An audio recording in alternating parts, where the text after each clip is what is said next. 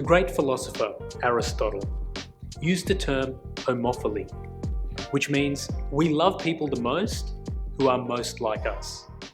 A few thousand years later, Samuel Huntington wrote The Clash of Civilizations, where he posited that the future of human conflict would be largely driven by racial and cultural differences. As a refugee myself, I've experienced some of the worst of racism. And as we look around the world today, sadly, we see that racism is as ubiquitous as it has always been. Maybe Aristotle and Huntington were right. So are we all just a little bit racist and we have to deal with that, full stop? Or is there another way out? There are two mistakes that drive the struggle that humankind has with racism. The first is that some of us align our entire identity with our racial identity. And the problem with that is that when we experience any kind of racism, our whole identity and our whole world comes crashing down around us. We feel victimized, we feel persecuted, we feel attacked to the core of who we are. The second mistake that some of us make is at the opposite end of the spectrum. We try to ignore race. We say, I don't see race, I don't see colour in people, and we ignore all racial differences.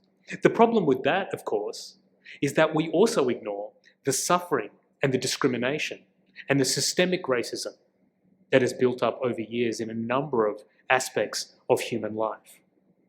Is there a way out? The Christian message offers us three platforms, three amazing truths through which we can tackle racism. The first is that it affirms race as part of our identity, given to us by God, something that we can be proud of and own and embrace. But secondly, it makes the point that we are more than our race by offering us a transcendent identity, the fact that we are all made in God's image and invited to be members of His family, citizens in His kingdom.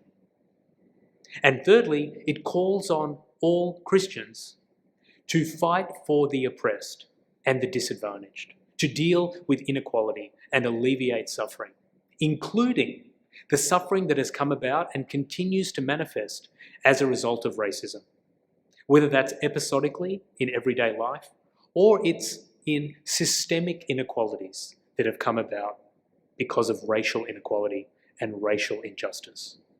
So we see that through the Christian message, we have what we need to deal with the racism in here and to deal with the racism out there. Thanks for watching. God bless.